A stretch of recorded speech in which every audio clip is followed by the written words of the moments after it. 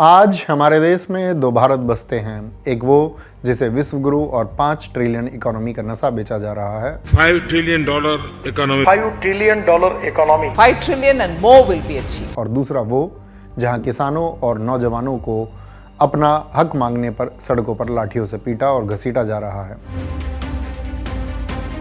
प्यारे साथियों, नमस्कार।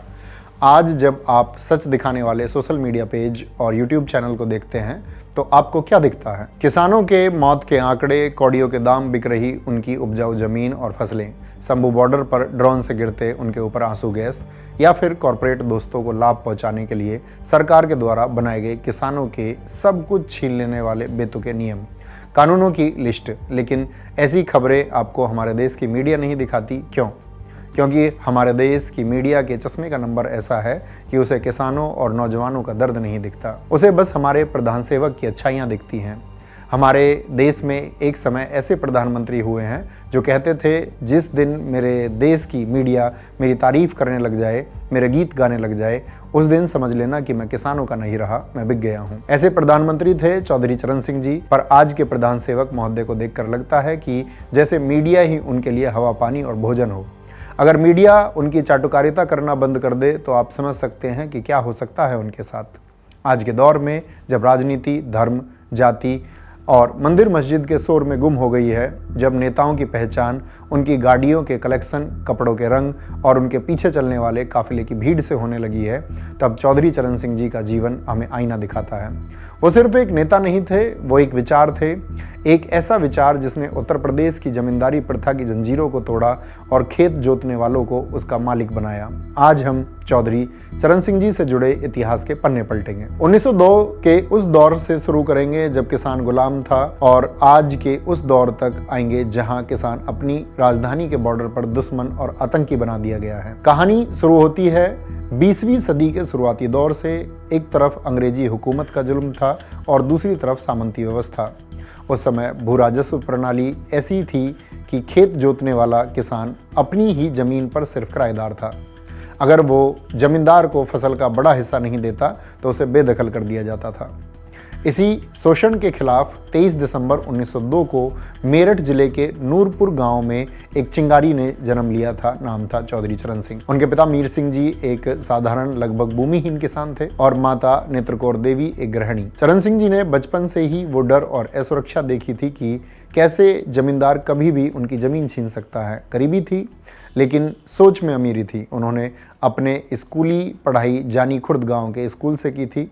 1923 में विज्ञान से ग्रेजुएशन, बीएससी और 1925 में आगरा विश्वविद्यालय से इतिहास में एमए किया। फिर वकालत भी की। सोचिए, उस दौर में एक गरीब किसान का बेटा वकालत कर रहा था, जब देश में 90% से ज़्यादा लोग अशिक्षित थे। ज़मीनी जुड़ाव और शिक्षित होने की वजह से ही चौधरी जी जात पात की बेड़ियों को नहीं मानते थे। 1920-21 की बात है, वो आगरा कॉलेज में छात्र थे। उस समय छुआछूत चरम पर था। चरण सिंह जी ने हॉस्टल में एक अनुसूचित जाति के छात्र के साथ उसी की थाली में भोजन किया। आज शायद छोटी बात लग सकती है, लेकिन 100 साल पहले यह एक सामाजिक क्रांति थी। वो सिर्फ बातों से नहीं, आचरण से भी समाजवादी थे। वो आर्य समाज और स्वामी दयानंद सरस्वती के विचारों को मानते थे। लोग कहते हैं कि वो जाटों के नेता थे, लेकिन सच तो यह है कि उन्होंने खुद अपने जाति के बंधनों को तोड़ा था। उन्होंने 1954 में नेहरू जी को चिट्ठी लिखी थी कि सरकारी गजेटेड ऑफिसर की नौकरी उसी को मिलनी चाहिए जो अंतरजातीय विवाह, इंटरकास्ट मैरिज करे। वो सिर्फ ऐसी बातें करते नहीं थे, उन्होंने अपने घर में भी लागू किया था। उनके बेटे अजीत सिंह की शादी राधिका बिश्नोई जी से हुई। उनकी बेटी सत्यवती की शादी राजपूत परिवार में हुई। उनकी दूसरी बेटी सरोज की शादी वर्मा परिवार में हुई। उन्होंने अपने बच्चों की शादियां जाति की दीवारें तोड़कर की। वो कहते थे, जाति व्यवस्था भारत की गुलामी का कारण है। आज जो लोग चौधरी साहब का नाम लेकर सिर्फ एक जाति विशेष की राजनीति करते हैं, उन्हें चौधरी साहब के इन विचारों को भी पढ़ना चाहिए। उनके विरोधी उन्हें अक्सर जाटों का नेता कहकर सीमित करने की कोशिश करते थे, लेकिन वे हमेशा खुद को किसानों का नेता मानते थे। मेरठ के एक गांव में उनके चुनाव भाषण का एक किस्सा बहुत मशहूर है, जहां उन्होंने जाट मतदाताओं को चेतावनी देते हुए कहा, अगर तुम मुझे इसीलिए वोट देते हो क्योंकि मैं एक जाट हूं, तो जाओ अपना वोट कहीं और डाल दो। ऐसे खुले और स्पष्ट मिजाज के नेता थे चौधरी चरण सिंह जी। उनका मानना था कि जाति व्यवस्था समाज को कमजोर करती है और एक इंसान के इंसान होने के अधिकार को खत्म करती है। 1929 का साल था। लाहौर में कांग्रेस का अधिवेशन हुआ और देश में आज़ादी की लहर दौड़ गई। चौधरी साहब ने अपनी चलती हुई वकालत छोड़ दी और महात्मा गांधी के पीछे चल पड़े। 1930 में जब नमक सत्याग्रह हुआ तो उन्होंने गाजियाबाद में हिंडन नदी के किनारे नमक बनाकर अंग्रेजों का कानून तोड़ा। 6 महीने की जेल हुई तो जेल में उन्हें अंग्रेजों के नियम के अनुसार सोने के लिए अच्छे बेड और रहने खाने की भी अच्छी सुविधा मिल रही थी, क्योंकि वो पढ़े लिखे वकील थे। लेकिन उन्होंने देखा कि उनके साथी किसानों को खराब खाना और ज़मीन पर सोना पड़ रहा है। चौधरी साहब ने अपनी सुविधाएं ठुकरा दी और कहा, मैं किसान का बेटा हूँ, जब तक मेरे भाइयों को सही खाना नहीं मिलेगा मैं भी वही सूखी रोटी खाऊंगा और ज़मीन पर सोऊंगा। 1940 में व्यक्तिगत सत्याग्रह में भी चौधरी साहब जेल गए, लेकिन असली परीक्षा भारत छोड़ो आंदोलन के दौरान 1942 में हुई। हम गांधी जी और नेहरू जी की बात करते हैं, लेकिन क्या आपको पता है पश्चिमी यूपी में चौधरी चरण सिंह जी मेरठ कमिश्नरी में एक गुप्त क्रांतिकारी संगठन चला रहे थे। उन्होंने अंग्रेजों की नाक में इतना दम कर दिया था कि अंग्रेजी हुकूमत ने उन्हें पकड़ने के लिए उनके सिर पर इनाम रख दिया था। जिंदा या मुर्दा, डेड और अलाइव पकड़ने का फरमान जारी कर दिया था। पुलिस हाथ धोकर उनके पीछे पड़ी थी, पर वो अंडरग्राउंड रहकर आंदोलन चलाते रहे और फिर जब गिरफ्तार हुए तो बरेली जेल को ही अपनी पाठशाला बना लिया। जेल में रहते हुए उन्होंने शिष्टाचार नाम की किताब लिखी। ऐसे नेता थे चौधरी साहब जो जेल में रहकर भी समाज को सुधारने के लिए किताबें लिख रहे थे। बेगुनाह होते हुए भी उन्होंने अपने जीवन के लगभग 2.5 साल अंग्रेजों की जेलों में बिताया। पर आज के नेताओं को गुनाह करने पर भी जेल नहीं होती, और अगर वो भूले भटके जेल पहुंच भी जाते हैं तो अपने बाहुबल के दम पर सुख सुविधाओं का आनंद लेते हैं, क्योंकि वो जेल को अपना घर समझते हैं। आज के नेता तो पढ़े लिखों पर लाठियां चलवाते हैं और अपनी फर्जी डिग्री दिखाकर न जाने क्या साबित करना चाहते हैं। चौधरी जी के राजनीतिक कद को आप ऐसे समझ सकते हैं। 1937 में पहली बार बागपत छपरौली से विधायक बने। 1946 में संसदीय सचिव कांग्रेस सरकार में। 1951-52 में कैबिनेट मंत्री उत्तर प्रदेश सरकार में। उन्होंने न्याय, सूचना, राजस्व, कृषि जैसे विभाग संभाले। 1967 में कांग्रेस छोड़ी, भारतीय क्रांति दल बनाया और पहली बार यूपी के सीएम बने। 1970 में दूसरी बार यूपी के सीएम बने। 1974 में पार्टी अध्यक्ष संस्थापक रहे और विपक्ष को एकजुट कर भारतीय लोक दल का गठन किया। 1977 में गृह मंत्री और उप प्रधानमंत्री मोरारजी देसाई की जनता पार्टी सरकार में बनाए गए। इन वर्षों के अलावा वे 1946, 1952, 1962 और 1967 में लगातार अपनी छपरौली विधानसभा सीट से विधायक चुने गए थे। और फिर आया जुलाई 1979, वो भारत के प्रधानमंत्री बने। लेकिन यहाँ एक पेज था, उनकी सरकार इंदिरा गांधी कांग्रेस आई के समर्थन पर टिकी थी। इंदिरा गांधी चाहती थी कि इमरजेंसी के दौरान उन पर जो मुकदमे साहा आयोग में चल रहे हैं उन्हें वापस ले लिया जाए। चौधरी साहब के सामने 2 रास्ते थे। पहला, अपने सिद्धांतों से समझौता करें और प्रधानमंत्री बने रहें। दूसरा, कुर्सी छोड़ दें लेकिन अन्याय से समझौता ना करें। चौधरी साहब ने दूसरा रास्ता चुना। उन्होंने कहा, मुझे ऐसी कुर्सी नहीं चाहिए जो मेरे उसूलों की चिता पर रखी हो। उन्होंने संसद का सामना किए बिना ही इस्तीफा दे दिया, लेकिन मुकदमों को वापस नहीं लिया। पर आज उसी संसद में क्या होता है? आज वहाँ किसानों की आत्महत्या पर बात नहीं होती कि कैसे हर घंटे एक किसान मौत को गले लगा रहा है। एनसीआरबी 2022 के आधिकारिक आंकड़े जो दिसंबर 2023 में प्रकाशित हुए, यह रिपोर्ट कहती है कि एक साल में 11,290 किसानों और खेत मजदूरों ने आत्महत्या की। यानी हर दिन 30 किसान, हर घंटे 1 से ज़्यादा अन्नदाता मौत को गले लगा रहा है। महाराष्ट्र, कर्नाटक और मध्य प्रदेश जैसे राज्यों में यह आंकड़ा सबसे भयावह है। क्या इन 11,290 परिवारों की चीख आपको संसद के शोर में सुनाई देती है? नहीं, क्योंकि सरकारें इन मुद्दों पर बात ही नहीं करती। आर्थिक सहयोग और विकास संगठन OECD दुनिया के विकसित देशों का समूह है। उनकी एक चौंकाने वाली रिपोर्ट कहती है, अमेरिका, यूरोप, चीन जैसे देश अपने किसानों को पॉजिटिव सपोर्ट देते हैं, यानी सरकार अपनी जेब से किसानों को पैसा देती है ताकि वो खेती कर सकें। लेकिन OECD के मुताबिक भारत के किसानों पर सरकार का नेगेटिव सपोर्ट है। इसका मतलब है कि भारत सरकार अपनी नीतियों, निर्यात पर प्रतिबंध, किसानों के फसलों के अच्छे दाम न तय करके किसानों पर एक तरह का छुपा हुआ टैक्स, इम्प्लिसिट टैक्स लगाती है। हैरानी की बात है ना, जहां दुनिया की सरकारें अपने किसानों की मदद कर रही हैं, वहीं हमारे देश का सिस्टम किसानों को जो कुछ उनके पास है उसे भी छीन रहा है। हमें 2020-21 का वो मंजर नहीं भूलना चाहिए जब दिल्ली से सटे सिंधु, टीकरी, गाजीपुर सीमाओं पर 13 महीनों तक लाखों किसान सर्दी, गर्मी, बारिश में MSP के खिलाफ विरोध प्रदर्शन कर रहे थे। लगभग 750 से ज़्यादा किसान शहीद हो गए। किसी को हार्ट अटैक आया, कोई ठंड से मर गया।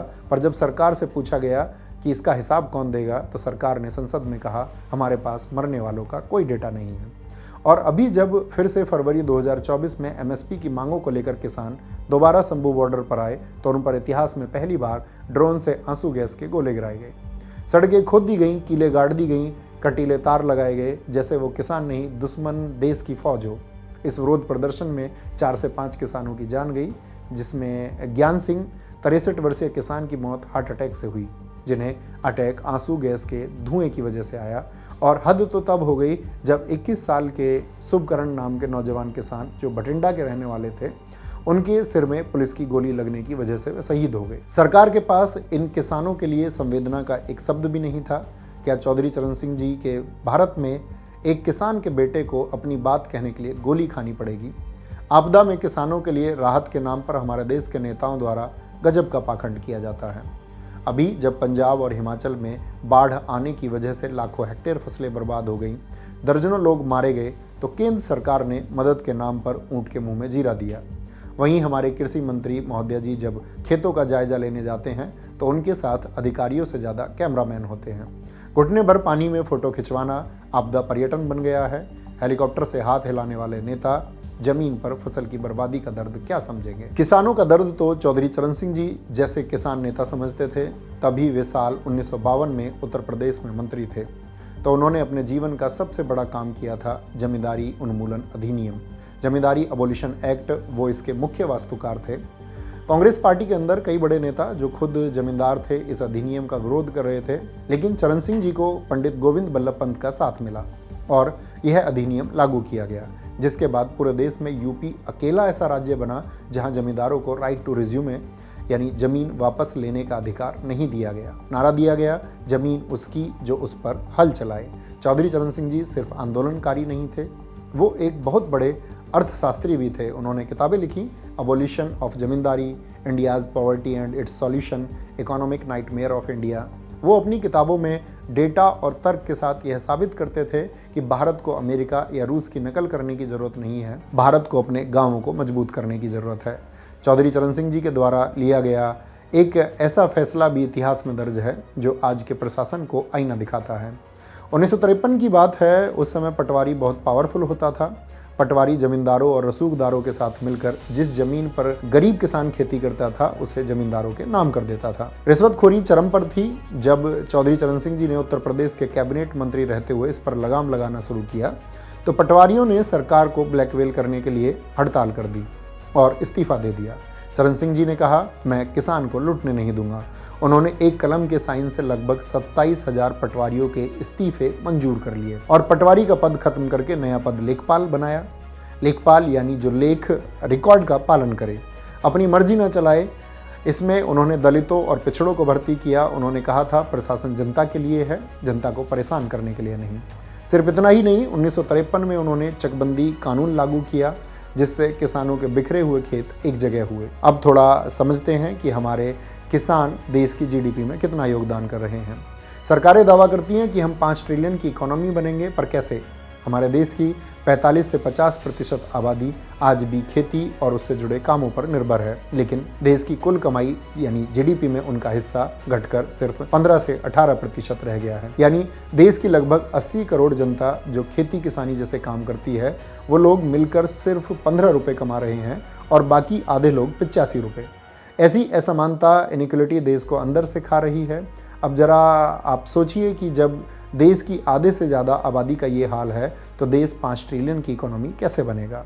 और अगर बन भी गया तो इसका फ़ायदा किसे होगा? वर्ल्ड इनइक्वलिटी लैब की 2024 की रिपोर्ट कहती है कि भारत में अरबपति राज है, यानी देश की 40% से ज़्यादा संपत्ति सिर्फ 1% अमीरों की तिजोरियों में बंद है, जबकि नीचे की 50% आबादी यानी 70 से 80 करोड़ लोग जो दिन रात मेहनत करते हैं, उनके हिस्से में देश की दौलत का सिर्फ 6% आता है। गणित साफ है, मेहनत हल चलाने वाला कर रहा है और मुनाफा इसी कमरे में बैठा सेठ कमा रहा है। चौधरी चरण सिंह जी इसी असमानता के खिलाफ थे। वहीं अगर देश के बेरोजगार युवाओं की बात करें तो हमारे देश के संसद और सरकार ने मान लिया है कि भारत में ना तो युवा है और ना ही बेरोजगारी। पिछले कुछ सालों में आपने शायद ही संसद या विधानमंडल के किसी सत्र में किसी मंत्री, सांसद या विधायक के द्वारा युवाओं के मुद्दों की बात करते हुए उन्हें सुना होगा। और सुनेंगे भी कैसे, अगर बात होने लगी तो हमारे देश के बेरोजगारी की पोल खुलने लगेगी। आज भारत में 15 से 29 साल के करीब 37 से 38 करोड़ युवा हैं। वहीं भारत के सबसे बड़े राज्य उत्तर प्रदेश में 6 से 7 करोड़ युवा है। यानी पूरा का पूरा फ्रांस देश यूपी के अंदर बेरोजगार घूम रहा है। सरकारी डेटा PLFS अगस्त 2025 दावा करता है कि बेरोजगारी दर गिरकर 5% से 6% के बीच आ गई है। पर तस्वीर का दूसरा पहलू देखिए। प्राइवेट संस्था centre for monitoring Indian economy CMIE अक्टूबर-नवंबर 2025 का डेटा कहता है कि भारत में बेरोजगारी दर अभी भी 7% से 8% के बीच बनी हुई है। और अगर आप बेरोजगारों की राजधानी हरियाणा और राजस्थान जैसे राज्यों से हैं तो यह आंकड़ा 25 से 30% तक पहुंच जाता है। ILO अंतर्राष्ट्रीय श्रम संगठन की इंडियन एम्प्लॉयमेंट रिपोर्ट 2024 कहती है कि भारत में जो कुल बेरोजगार हैं उनमें से 83% वो हैं जो युवा हैं। इस रिपोर्ट के अनुसार अगर आप भारत देश में अनपढ़ हैं तो आपको काम मिल जाएगा, लेकिन अगर आप पढ़े लिखे ग्रेजुएट हैं तो आपके बेरोजगार रहने का चांस 29% है।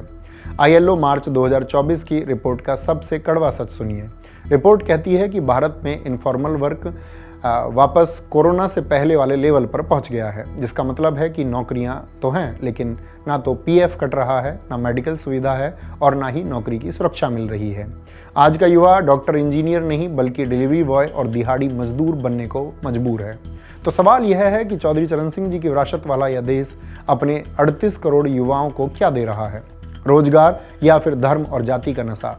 आज हमारे संसद में बेरोजगारी, विकास, किसानों के मुद्दों पर बहस छोड़कर इस बात पर बहस हो रही है कि कौन कितनी जोर से नारे लगा सकता है। I challenge you to have a debate on the 3 press conferences. आपकी मुंसफी से संसद नहीं चलेगी। मेरे यहाँ बोलने का क्रम मैं तय करूंगा। इस तरह से नहीं चलेगी संसद। आज वंदे मातरम या जय श्री राम को श्रद्धा का विषय नहीं बल्कि एक दूसरे को नीचा दिखाने का हथियार बना लिया गया है। संसद भवन अब कानून बनाने वाले, नीतियों और बजट पर बहस करने की जगह नहीं बल्कि देशभक्ति का सर्टिफिकेट बांटने का दफ्तर बन गया है। साथियों, एक दौर वो था जब संसद को लोकतंत्र का मंदिर कहा जाता था। जब अटल बिहारी वाजपेयी बोलते थे तो इंदिरा गांधी भी शांत होकर सुनती थी।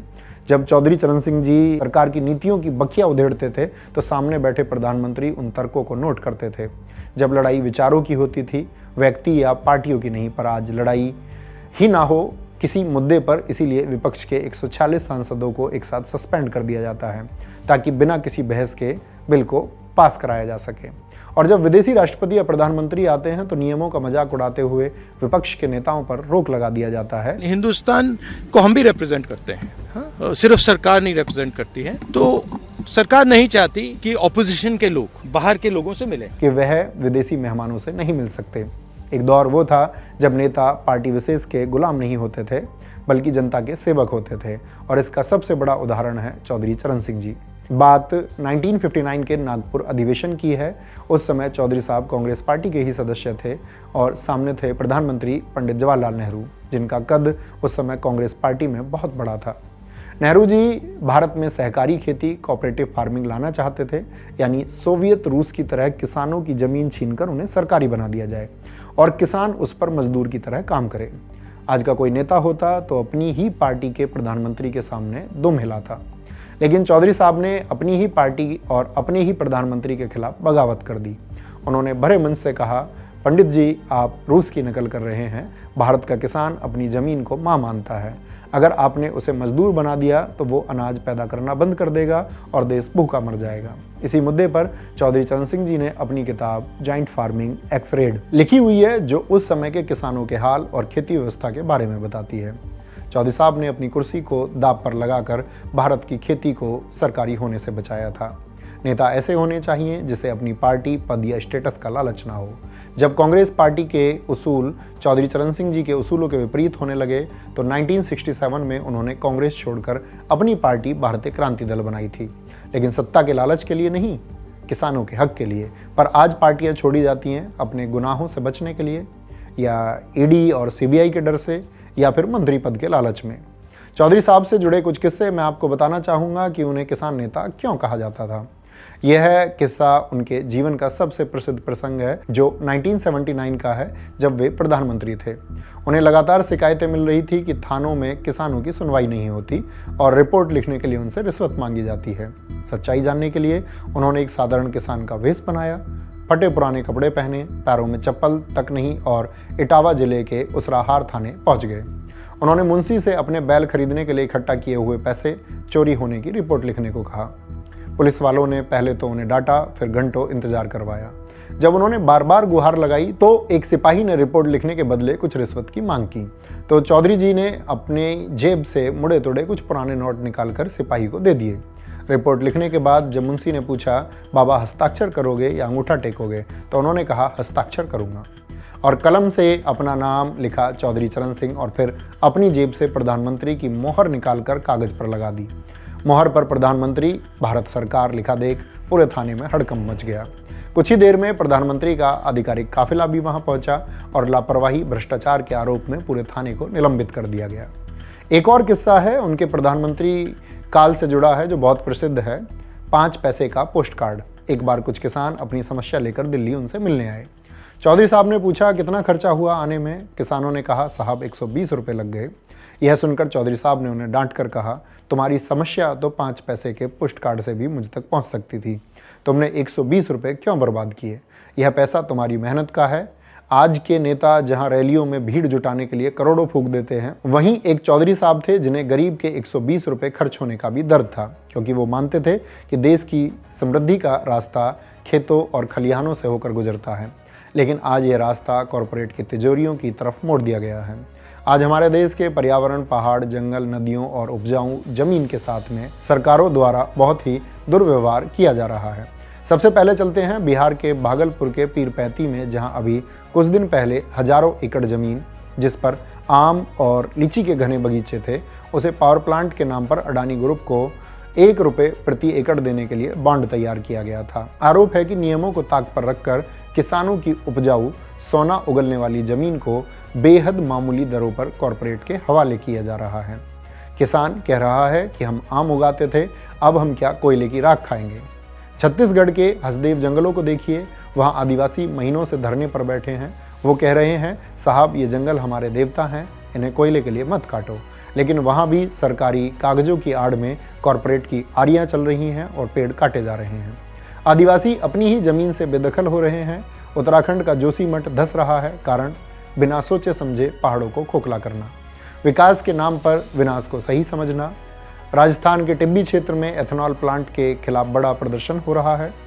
फैक्ट्री ने अपनी ज़मीन के नीचे का पानी इतना जहरीला कर दिया है कि वहाँ कैंसर फैल रहा है, और अरावली के बारे में तो आप सभी को अच्छे से पता है। असम के गुवाहाटी में 20,000 से ज़्यादा किसान और मजदूरों ने रैली निकाली। वो नए श्रमिक संहिताओं, लेबर कोड्स का विरोध कर रहे थे, जो मजदूरों को गुलाम बना देगी। लद्दाख में सोनम वांगचुक, जो एक शिक्षक, वैज्ञानिक और पर्यावरणविद हैं, जिन्होंने इंडियन आर्मी के लिए बहुत कुछ बनाया है और देश ही नहीं विदेशों में भी बहुत नाम कमाया है, वे लद्दाख में क्लाइमेट फास्ट अनशन पर बैठे थे। मांग क्या थी? लद्दाख को 6th शेड्यूल में शामिल करो, ताकि वहाँ के पहाड़ और ग्लेशियर कॉरपोरेट माइनिंग से बच सकें। लेकिन उन पर राष्ट्रीय सुरक्षा कानून यानी NSA लगाकर गिरफ्तार कर लिया गया और जोधपुर के सेंट्रल जेल में उन्हें रखा गया है। अगर आज चौधरी चरण सिंह जी भी किसानों के लिए धरना देते, तो शायद आज की सरकार और मीडिया उन्हें भी आतंकवादी या अर्बन नक्सल घोषित कर देती। हमारे देश में इस समय जो चारों तरफ विरोध का हाहाकार मचा है और सरकार विरोध की हर आवाज़ को दबा रही है, इस मंजर को देखकर मुझे चौधरी चरण सिंह जी की एक बहुत गहरी बात याद आती है। उन्होंने अपनी किताब India's poverty and it's solution में एक चेतावनी दी थी। उनका मानना था कि देश के लिए सबसे बड़ा खतरा विदेशी हमलावर नहीं, बल्कि देश के अंदर बैठे वो लोग हैं जो अन्याय को देखकर भी अपनी आंखें मूंद लेते हैं। रूस के विचारक व्लादिमीर लेनिन ने कहा था, समाज में क्रांति तब तक नहीं आती जब मजदूर केवल अपने लिए लड़ता है। क्रांति तब आती है जब एक मजदूर को डॉक्टर का दर्द महसूस हो और एक छात्र को किसान की भूख महसूस हो। आज हमारे देश में यह कनेक्शन टूट गया है। जब डॉक्टरों पर लाठी पड़ती है तो किसान चुप रहता है, जब छात्रों पर लाठी पड़ती है तो मजदूर चुप रहता है, और जब किसान बॉर्डर पर मरता है तो शहर का आदमी चुप रहता है। आज हम बटे हुए हैं धर्म, जाति और समुदायों में। हम बटे हुए हैं डॉक्टर, मजदूर, किसान, छात्र वर्ग में। याद रखिए, बदलाव और क्रांति तब तक नहीं लाई जा सकती जब तक हम संगठित नहीं होंगे। इसीलिए खूब पढ़िए, तथ्यों और तर्कों पर सवाल जवाब करिए, संगठित बनिए, गलत के खिलाफ आवाज़ उठाइए। गलत के खिलाफ आवाज़ उठाने के लिए ज़रूरी नहीं है कि भीड़ या आंदोलन का हिस्सा बनकर ही आवाज़ उठाई जाए। अगर आपके आस पड़ोस गली मोहल्ले में कुछ भी गलत हो रहा है तो उसके लिए आप आवाज़ उठाना वहीं से शुरू करिए, क्योंकि बदलाव के लिए शुरुआत करना जरूरी है, भीड़ या आंदोलन का होना जरूरी नहीं है। आज 23 दिसंबर चौधरी चरण सिंह जी के जन्मदिन पर मेरा उनको नमन। और अंत में मैं अपनी बात राष्ट्रकवि रामधारी सिंह दिनकर जी की उन पंक्तियों के साथ खत्म करना चाहूंगा जो आज के सत्ताधीशों और सोई हुई जनता दोनों के लिए एक चेतावनी है। सदियों की ठंडी बुझी राख सुगबुगा उठी, मिट्टी सोने का ताज पहन इठलाती है। दो रहा समय के रथ का घर्षण नाद सुनो, सिंहासन खाली करो कि जनता आती है। जय हिंद, जय जवान, जय किसान, जय मां सरस्वती।